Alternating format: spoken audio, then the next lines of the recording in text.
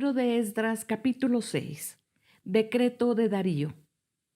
Entonces el rey Darío ordenó que se investigaran los archivos donde se guardaban los tesoros de Babilonia.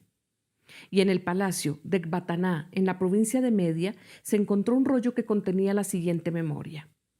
En el primer año de su reinado, el rey Ciro promulgó el siguiente edicto respecto al templo de Dios en Jerusalén: que se echen los cimientos y se reconstruya el templo para que en él se ofrezcan holocaustos.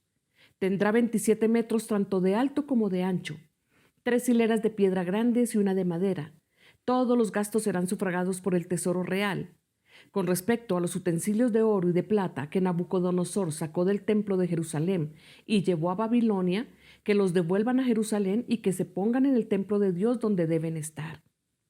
Entonces el rey Darío dio la siguiente orden a Tatenai, gobernador de la provincia al oeste del río Éufrates, y a Setar-Bosnai y a sus compañeros, los funcionarios de dicha provincia: aléjense de Jerusalén y no estorben la obra de reconstrucción del templo de Dios.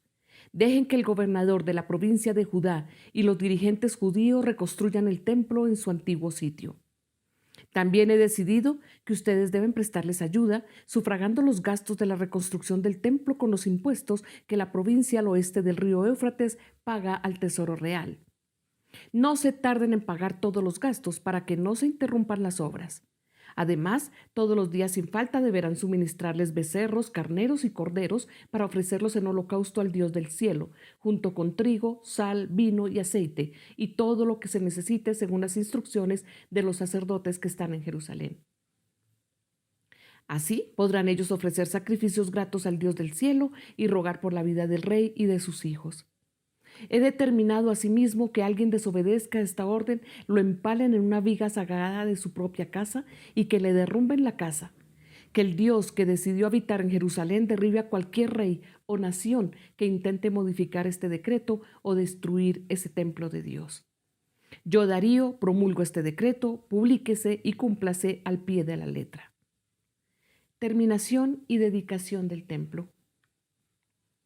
Entonces Tatenai, gobernador de la provincia al oeste del río Éufrates, y Setar-Bosnai, sus compañeros, cumplieron al pie de la letra lo que el rey Darío les había ordenado. Así los dirigentes judíos pudieron continuar y terminar la obra de reconstrucción conforme a la palabra de los profetas Ageo y Zacarías, hijo de Idó. Terminaron pues la obra de reconstrucción según el mandato del Dios de Israel y por decreto de Ciro, Darío y Artajerjes, reyes de Persia. La reconstrucción del templo se terminó el día 3 del mes de Adar, en el año 6 del reinado de Darío. Entonces los israelitas, es decir, los sacerdotes, los levitas y los demás que regresaron del cautiverio, llenos de júbilo, dedicaron el templo de Dios. Como ofrenda de dedicación, ofrecieron a Dios 100 becerros, 200 carneros, 400 corderos y 12 chivos, conforme al número de las tribus de Israel, para expiación por el pecado del pueblo. Luego, según lo que está escrito en el libro de Moisés, instalaron a los sacerdotes en sus turnos y a los levitas en sus funciones para el culto que se ofrece a Dios en Jerusalén. Celebración de la Pascua. Los que regresaron del cautiverio celebraron la Pascua el día 14 del mes primero. Los sacerdotes y levitas se habían unido para purificarse y, ya estando ritualmente limpios, mataron el cordero pascual por todos los que habían regresado del cautiverio, por sus compañeros los sacerdotes y por ellos mismos. Los israelitas que regresaron del cautiverio comieron la Pascua junto con los que se habían apartado de la impureza de sus vecinos para seguir al Señor Dios de Israel. Durante 7 días celebraron con mucho gozo la fiesta de los panes sin levadura, porque el Señor les había devuelto la alegría y había hecho que el rey de Persia los ayudara y permitiera reconstruir el templo del Dios de Israel. Esta es palabra de Dios.